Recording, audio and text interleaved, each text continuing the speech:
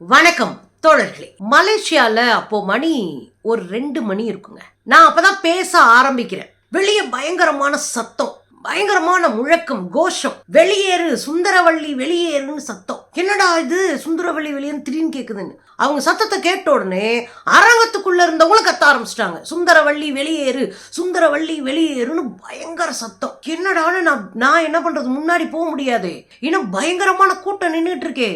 சுந்தரவள்ளி வெளியேறுன்னு கத்திட்டு இருக்காங்களே, நான் எப்படி உள்ள போக முடியும்? உடனே நான் ரொம்ப பயந்துட்டேன், அப்படியே அழுதுட்டேன், நட்டிங்கி போயிட்டேன்.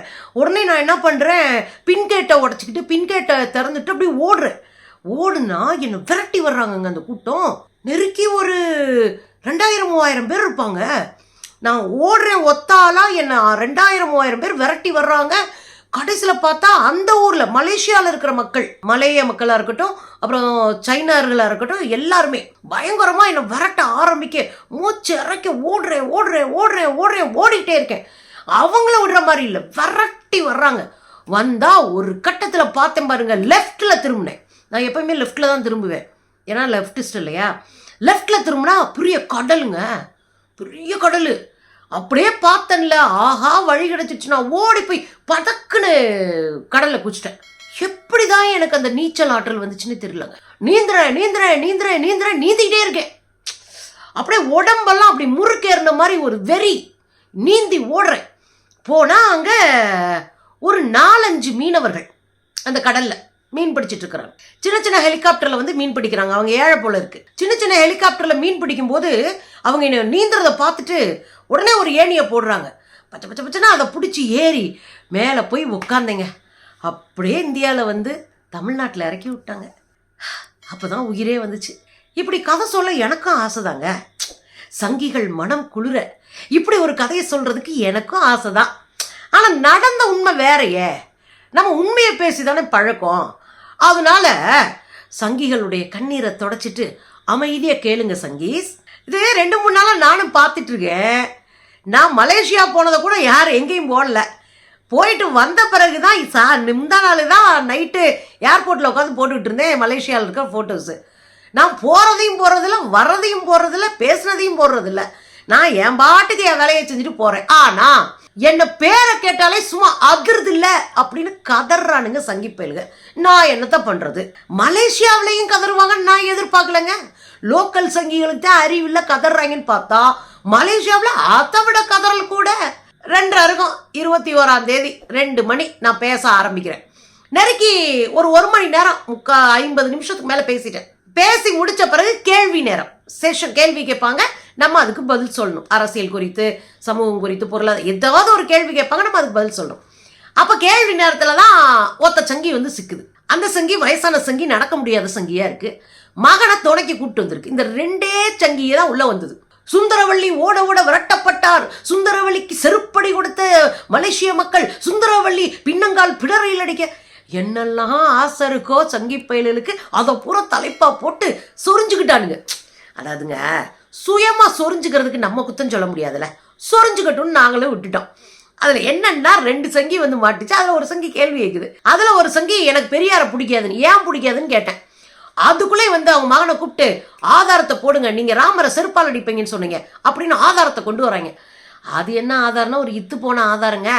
ஏன்னா எந்த மதத்தையும் மேடையில் வைத்து புண்படுத்த வேண்டிய தேவை நமக்கு இல்லை, அது வேற விஷயம். ஆனால் கேட்க வேண்டிய கேள்வியை நாக்கப்படுங்கிற மாதிரி கேட்போம், அது வேற விஷயம். இது எங்கடா நடந்துச்சுன்னு பார்த்தா அந்த பையன் ஒரு ஆதாரத்தை தூக்கிட்டு வரான். அது ஒரு ஆடியோ. அந்த ஆடியோ 5 வருஷத்துக்கு முன்னாடி என்கிட்ட ஃபோனில் செருப்படி வாங்கிட்டு போனவே ஆடியோ. அதை தூக்கிட்டு வந்திருக்காங்க. இந்த சங்கி பயலுக்கு என்ன சொல்லி கொடுத்துருக்காங்கன்னா, இந்த அம்மா மேடையில் நின்றுட்டு ராமரை திட்டிருச்சு, ராமரை செருப்பால் அடிப்பேன்னு சொல்லிடுச்சு, இந்த பாருங்க ஆதாரம் கொண்டு வந்தாங்க. வாடா இங்கே வா, நடுராத்திரி 1 மணிக்கு கால் பண்ணி அங்கே அப்படின்னு அசிங்கமாக பேசினா வேடிக்கை பார்த்துட்டு இருக்கிறதுக்கு நான் சங்கி கிடையாது, செருப்பை கழட்டி கவ்வை கொடுத்துட்டு அடிப்பேன்டா, அதுதான் இந்த ஆடியோ அப்படின்னோடனே அந்த பையன் மூஞ்சி செத்து போச்சு. இந்த ஆதாரம் தூக்கிட்டு வந்தான்ல அவன் மூஞ்சி செத்து போச்சு. கிளம்பிட்டான், கிளம்பி ஓடுறான். கிளம்பி அப்பனும் மகனும் ஓடிட்டானுங்க. அதுக்கப்புறம் நம்ம தோழர்கள் பத்திரமா வழி அனுப்பி வச்சாங்க. ஏன்னா நமக்கு சித்தாந்த அறிவு இருக்குல்ல. ஒருவேளை நம்ம சங்கியா இருந்தால் வேட்டி கூட இல்லாம தான் ஓட விட்டுருப்போம், அது வேற விஷயம். ஆனால் நமக்கு அறிவு இருக்கிறதுனால சங்கிகள் கிளம்பிட்டாங்க. அப்படி போயிட்டாங்கன்னு வச்சுக்கோங்களேன். இந்த இதை வச்சுக்கிட்டு என்னென்ன டிசைனா உருட்ட முடியுமோ உருட்டினாங்க. அதுலயும் ஒருத்தெல்லாம் உருட்டிருக்கான். அந்த சபைக்குள்ள இருந்த இந்துக்கள், டே மொக்கைகளா, மொத்தமே வந்தது ஒரு பெருசா அவன் மகனும். அந்த ஆளே பேட்டி கொடுத்துக்கண்ண போய் பாரு, மொத்தமே 2 பேர். 2 பேரையும் அடிக்காம பத்திரமா அனுப்பியிருக்கோம்னா எங்க பெருந்தன்மை பாராட்டணும். அதுக்கப்புறம் அதுல சங்கிக டிசைனா கதர்னது இருக்குல்ல, அது வேற லெவலு. நம்ம பாவம் அவங்க கத்தி திடுறாங்க, அவனை போட்டு எதுக்கு டிஸ்டர்ப் பண்ணணும்னு ஓரமா போறோம். இல்லை நாங்கள் ஓரமாக போக மாட்டோம், செருப்பு கழட்டி எங்களையே அடிங்கன்னு முதுக காட்டினா கழட்டிக்கிட்டு சாத்த வேண்டியதுதான். அதுதான் இன்னைக்கு நடக்குது. அதுலேயும் அந்த சங்கியை பூரா கதர் இருக்குல்ல, டிசைனாக கத்திரிக்கிருக்காங்க. இவங்க தான் போறீங்க வரீங்கன்னா, அந்த ஊர்ல இருக்கிற எம்பி ஒரு சங்கி, அவர் பேரு ராயர். அந்த எம்பி நாடாளுமன்ற உறுப்பினர் ஒரு RSS காரரு. அவர் என்ன பண்ணிருக்காரு, பதறிட்டாரு. ஐயோ பெரியாரை தூக்கிக்கிட்டு இங்க வர்றாங்க, இந்த நாடே நாசமா போகுது, ஐயோ காப்பாத்துங்கன்னு போறாரு. போயிட்டு இப்போன்னு ஒரு இடம் இருக்கு, அங்க பிரதம மந்திரியோடு ஒரு மீட்டிங் நடக்குது. இந்த மீட்டிங்லாம் முடிஞ்ச பிறகு பிரதமரை தனியா சந்திக்கிறார். சந்திச்சு, இங்க பாருங்க இவங்கெல்லாம் வந்தாங்கன்னா நாடு நாசமா போயிரும், நீங்க தான் காப்பாத்தணும். இந்த அமைப்பு இருக்குல்ல, எந்த அமைப்பு கூப்பிட்டாங்க, கருஞ்சட்டை இளைஞர் படை. இந்த அமைப்பவே தடை செய்யுங்க அப்படின்னு பிரதம மந்திரி கிட்ட போய் ரெக்வஸ்ட் பண்ணிட்டு, யார் யார் வர்றாங்க என்ன ஏதுன்னு அம்புட்டையும் போட்டாவில் காமிச்சிருக்காரு கையில் இருக்கிற டேப்ல. இதெல்லாம் முடிச்சுட்டு அவரே ஒரு வீடியோ போட்டிருக்காரு. இதை நான் வெளியே சொன்னா கூட நம்ப மாட்டீங்க. ஆமா, சுந்தரவல்லிக்கு பயந்துக்கிட்டு பிரதமர்கிட்ட போனாங்களா, போயிருக்கானுங்களே. அப்புறம் இதுக்கு பேர் கதறல் தானே, பாத்துருங்க அந்த கதறலை.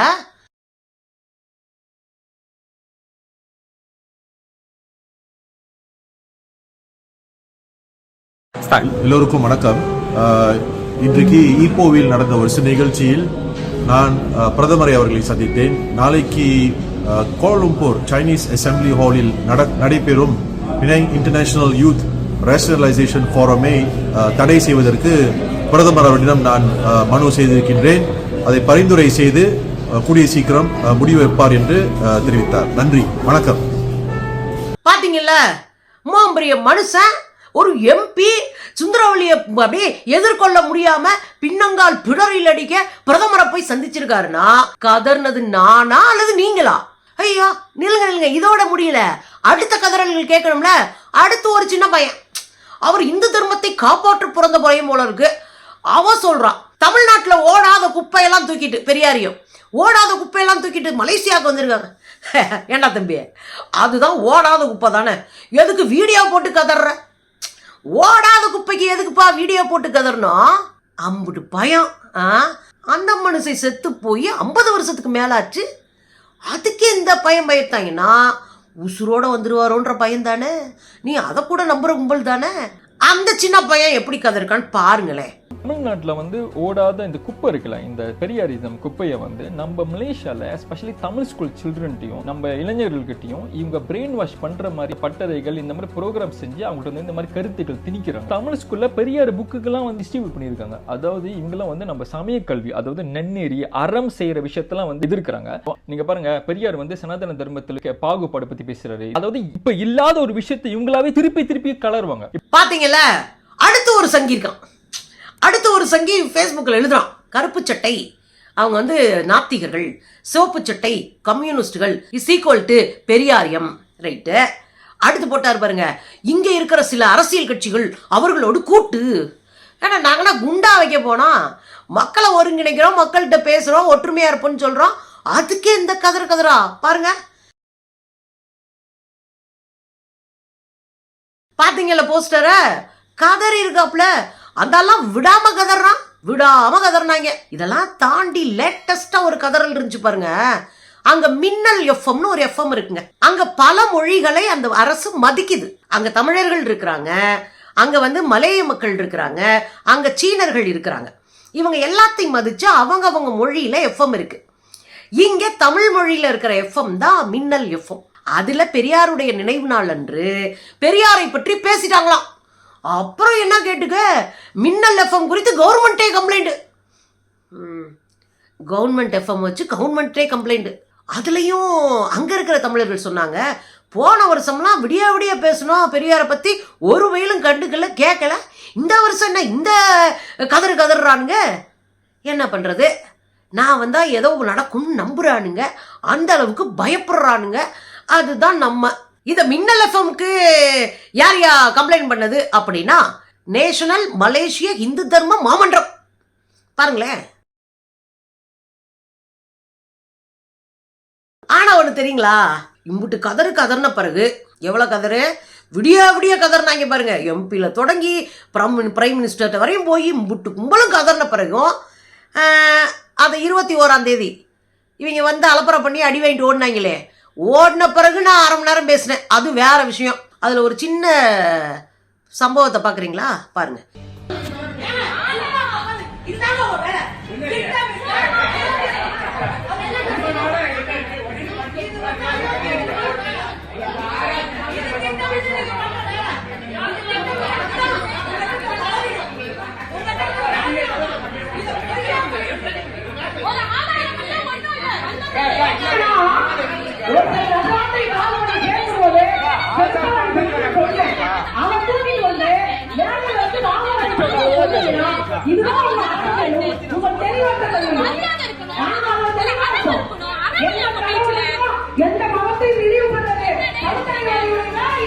பாத்தீங்கல்ல, அங்க சம்பவம் பண்ணிட்டுல நாம வந்தோம். இதெல்லாம் இருக்கட்டுங்க. இதுக்கப்புறம் அப்படி ஓடி வந்துட்டோமா, அவங்க சொல்ற மாதிரி பின்னங்கால் பிடரில் அடிக்க தெரித்து ஓடி வந்தார். அப்பெல்லாம் ஒண்ணுமே நடக்கலங்க. அதுக்கு பிறகு ஊரெல்லாம் சுத்தணும். இன்னொன்னு சொல்றேனே, நானும் அந்த ஊருக்கு போயிருக்கேங்க. ஏர்போர்ட்ல இருந்து இறங்கி போறோம், வயிறு பசிக்குது, போற வழியில சாப்பிட்றோம். சாப்பிட்டுட்டு இருக்கும் போது ஒரு பையன் ஓடி வந்து, அக்கா நீங்க சுந்தரவழி தானேன்ற. ஆமாப்பா தம்பி அப்படின்னு. இங்க பேசுறதுக்காக வந்தேன்ப்பா. உடனே போய் அவன் ஃப்ரெண்டு ஊருக்கார 50 பேரையும் கூட்டு வந்துட்டான். மொத்தமா வந்து நின்று போட்டோ எடுத்துட்டு போனாங்க. மலேசியாவே நம்மள வரவேற்றுச்சுங்க. பாக்குறீங்களா?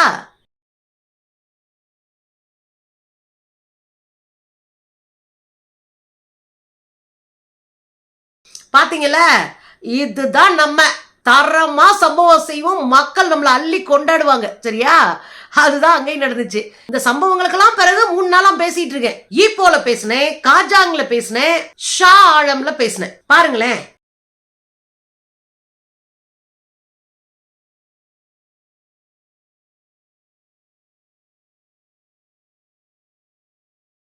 பாத்தீங்கல்ல, விதவிதமான ட்ரெஸ்ஸை போட்டு விதவிதமான இடத்துல பேசியிருக்கேன். எதுக்கு அதெல்லாம் சொல்றேன்னா, ஒரே நாள் போய் பேசிட்டு ஓடி வந்துட்டாங்கன்னு நாளைக்கு இந்த சங்கி பயிலுக உருட்டி விடக்கூடாதுல்ல, அதுக்கு தான். இதெல்லாம் முடிச்சுட்டு அப்புறம் என்ன ஃப்ரீயா இருக்கும் அப்படின்னு ஊரை சுத்தினோம். நம்ம முருகன் இருக்காருல்ல, பத்தமலை முருகன், அவரையும் போய் பார்த்தோம். ரெட்டை கோபுரம், அப்புறம் பார்லிமெண்ட் கட்டடம், கடை வீதி, அது இதுன்னு ஒரு பெரிய லாங்கா அடிச்சுட்டு சந்தோஷமா பை பாய் சொல்லிட்டு கிளம்புனோம்.